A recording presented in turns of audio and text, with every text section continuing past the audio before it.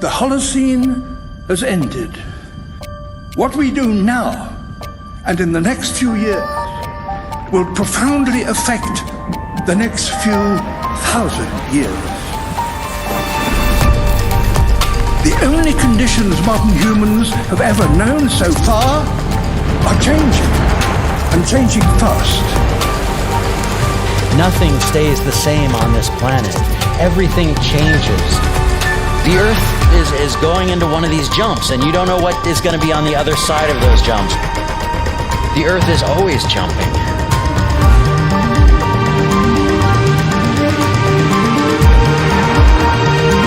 Things move on this planet. Things are not still. Everything is turning.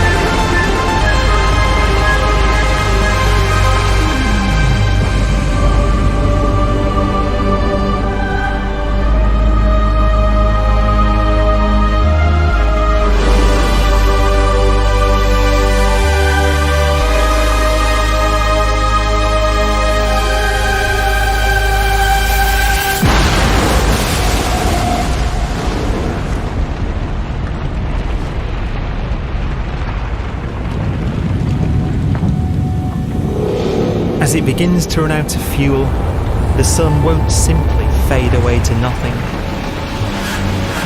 Its core will collapse, and the extra heat this generates will cause its outer layers to expand.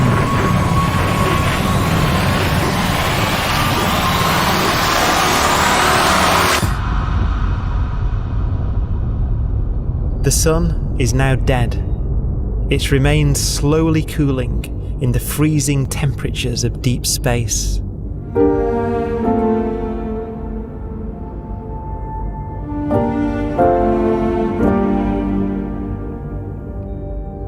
The fate of the sun is the same as for all stars. One day, they must all eventually die, and the cosmos will be plunged into eternal night. All stars eventually will run out of fuel. The temperature of the universe drops. The stars, one by one, in the night sky, will turn off. And there'll be no more new stars created. And so that the universe will end not with a bang, but with a whimper. And not in fire, but in ice.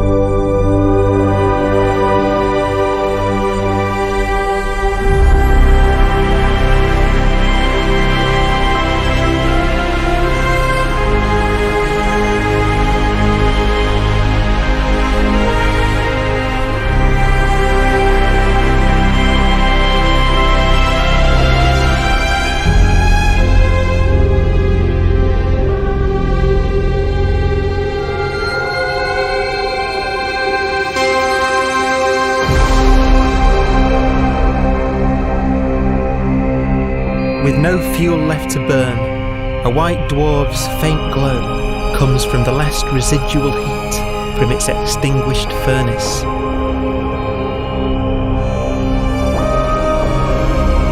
Looking at it from where the Earth is now, it would only generate the same amount of light as the full moon on a clear night.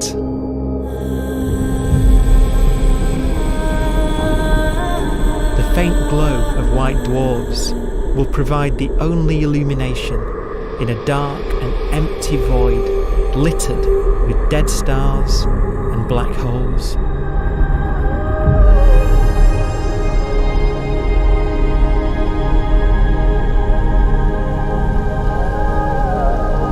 In some ways, it's kind of a ghost universe. It's the corpses, the zombie stars, that will take us into the future.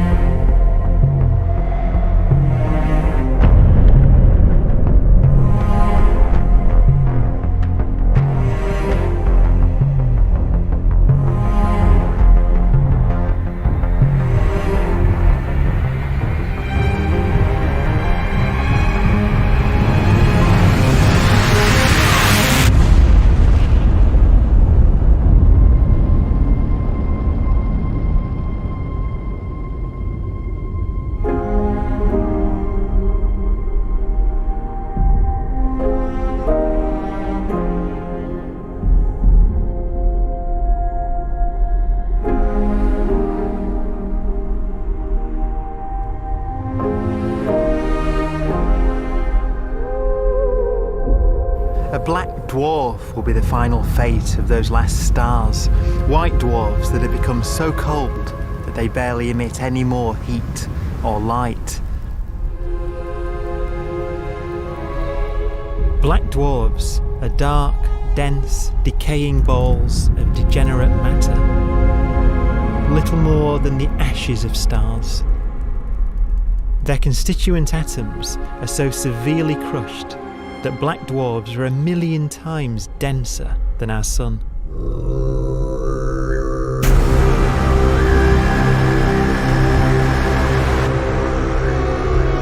Stars take so long to reach this point. We believe there are currently no black dwarfs in the universe.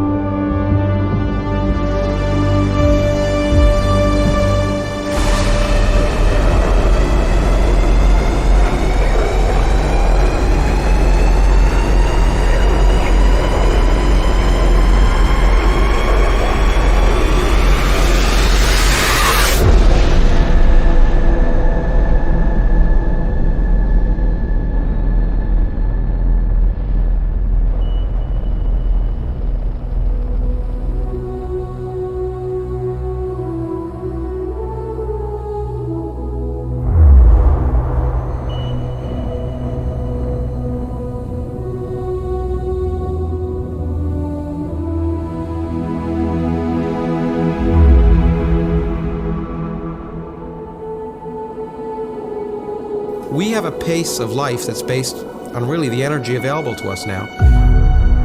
You could imagine living conscious systems which have a very different pace and therefore can extend out at least a lot farther than you'd imagine otherwise.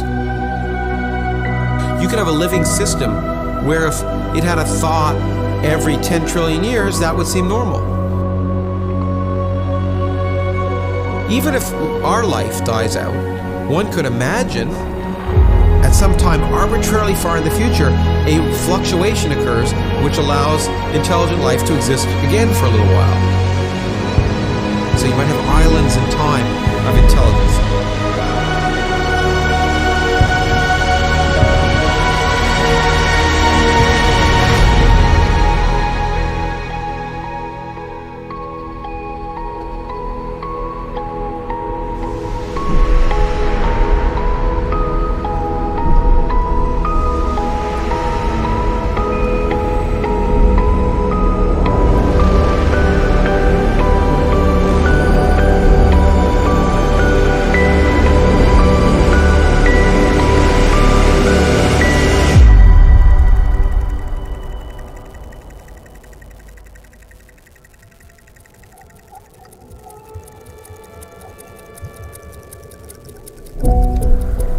Proton, one of the fundamental building blocks of atomic matter, what makes us up, can just spontaneously fall apart.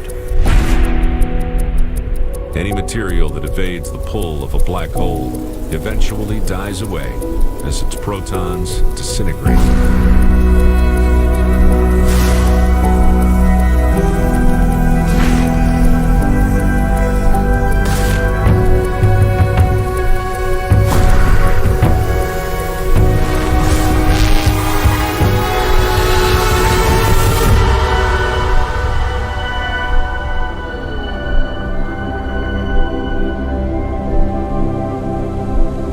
The matter inside black dwarfs, the last matter in the universe, will eventually evaporate away and be carried off into the void as radiation, leaving absolutely nothing behind.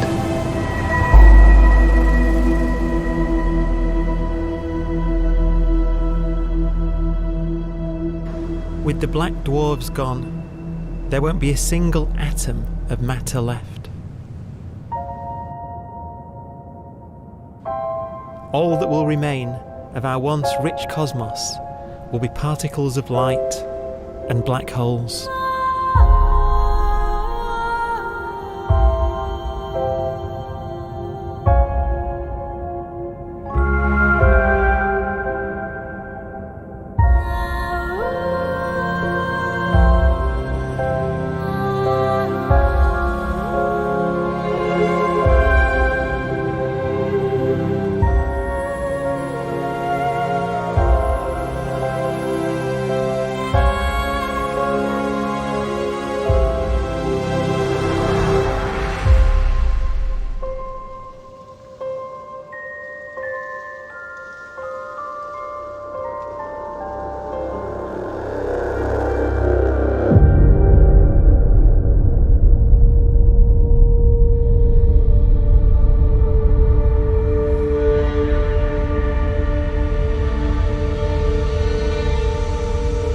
The arrow of time creates a bright window in the universe's adolescence, during which life is possible.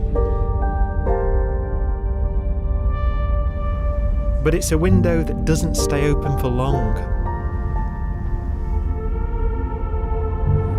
As a fraction of the lifespan of the universe, as measured from its beginning to the evaporation of the last black hole, life, as we know it, is only possible for 1,000th of a billion billionth billion billion billionth billion billion billionth of a percent.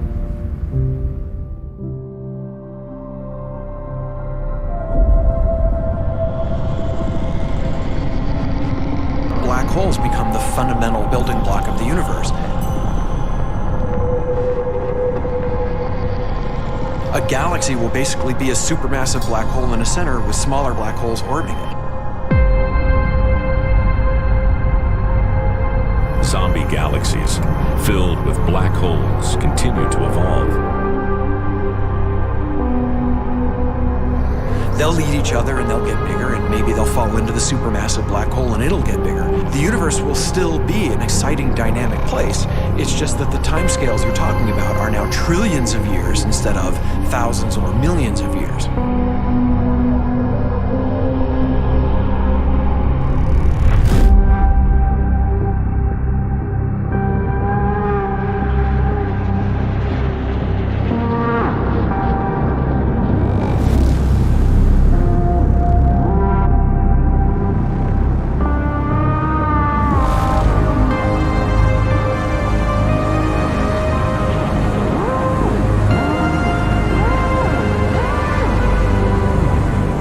Black holes can bang on space-time like mallets on a drum.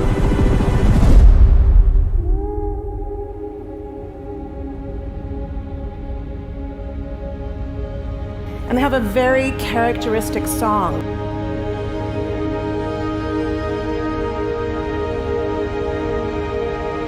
Imagine two black holes that have lived a long life together. At the end of their lives, they're going around each other, crossing thousands of kilometers in a fraction of a second. As they do so, they leave behind in their wake a ringing of space, an actual wave on space-time.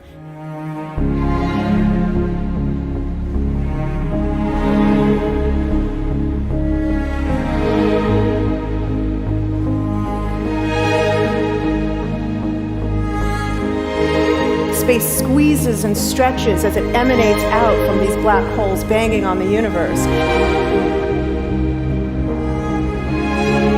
Those are the gravitational waves. They are literally the sounds of space ringing. And they will travel out from these black holes at the speed of light as they ring down and coalesce to one spinning, quiet black hole.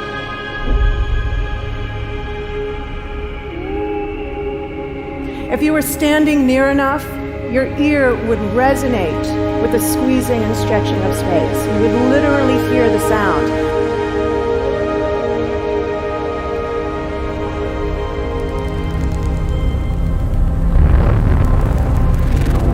Imagine a lighter black hole falling into a very heavy black hole. The sound you're hearing is a light black hole banging on space each time it gets close.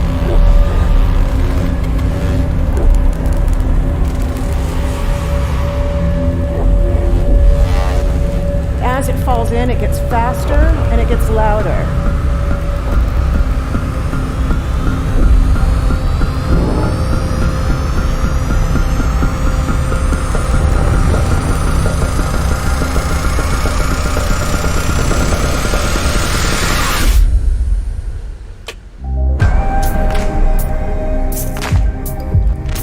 Scientists used to think black holes were immortal, but even these will one day die. Now we're talking about timescales of unimaginable length, quadrillions of years into the future. On that timescale, even the black holes begin to evaporate.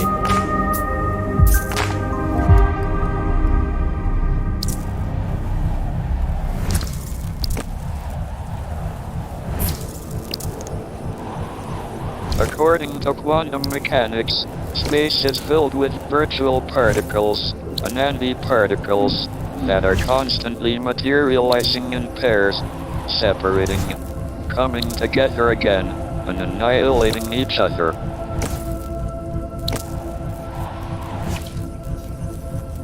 In the presence of a black hole, one member of a pair of virtual particles may fall into the hole, leaving the other member without a partner with which to annihilate. The forsaken particle appears to be radiation emitted by the black hole. And so, black holes are not eternal.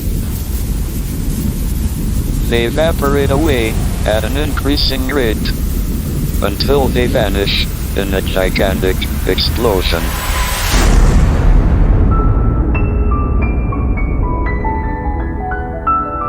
Quantum mechanics has allowed particles and radiation to escape from the ultimate prison, a black hole.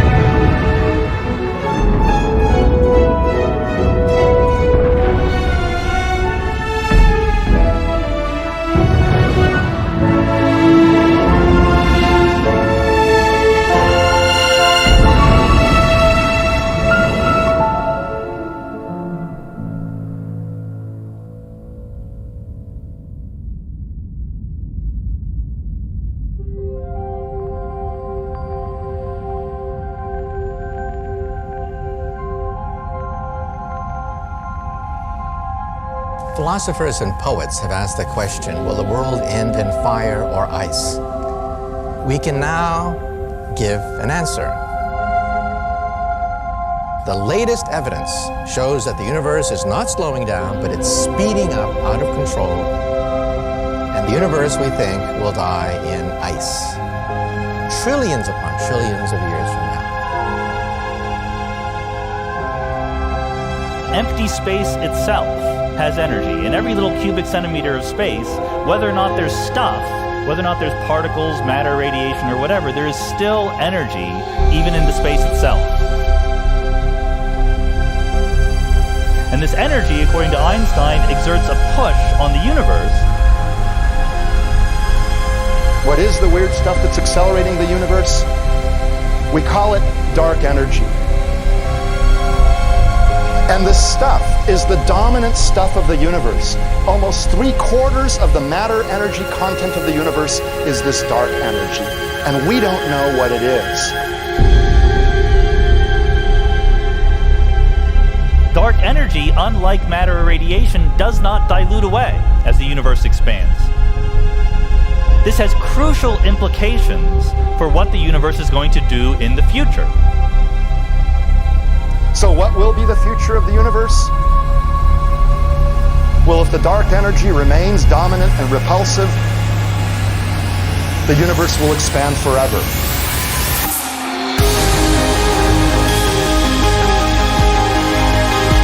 Faster and faster and faster with time.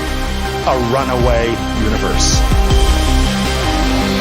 70% of the energy of the universe resides in empty space, and we don't understand why.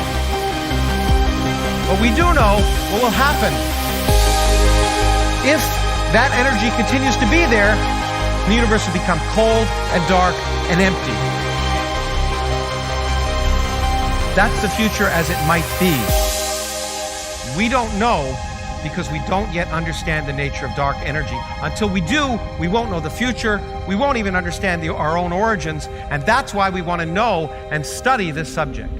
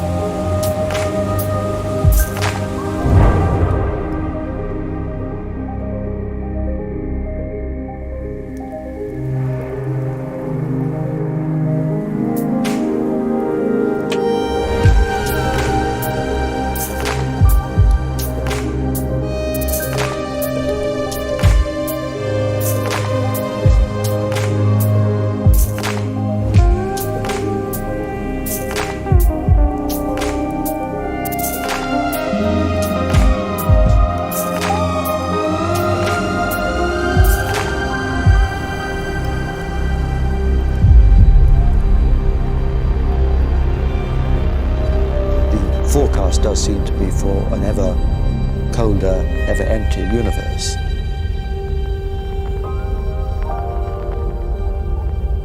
But then, of course, we have to ask, could that end lead to a new beginning? And there are ideas whereby what actually is the end of our universe could in some sense be linked to the beginning of a new one.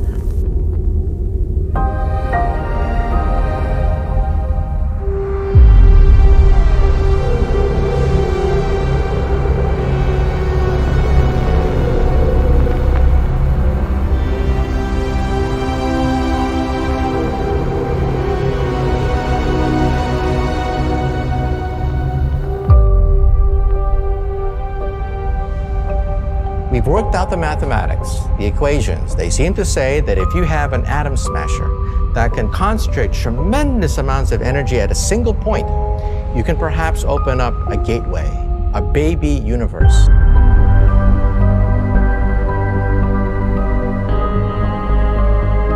Facing the death of everything there is, this perhaps is their only possibility of escape. And this also raises a very intriguing possibility, sheer speculation of course, that perhaps any universe that has intelligent life in it will create baby universes, will create lifeboats, and proliferate child universes. So an evolution may take among universes in the multiverse. Survival of the fittest may take place. So those universes which do not have intelligent life are infertile. They have no children.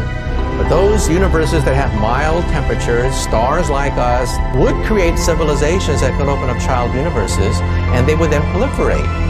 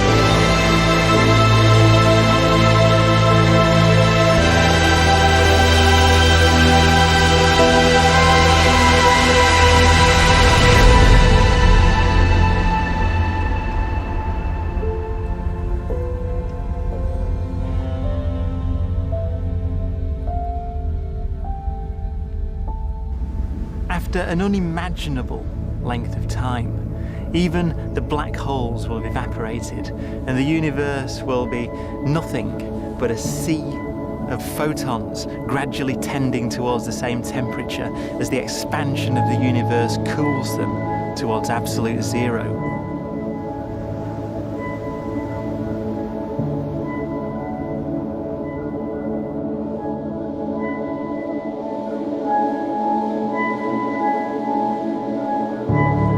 Once the very last remnants of the very last stars have finally decayed away to nothing, and everything reaches the same temperature, the story of the universe finally comes to an end. For the first time in its life, the universe will be permanent and unchanging. Entropy finally stops increasing because the cosmos cannot get any more disordered. Nothing happens, and it keeps not happening forever.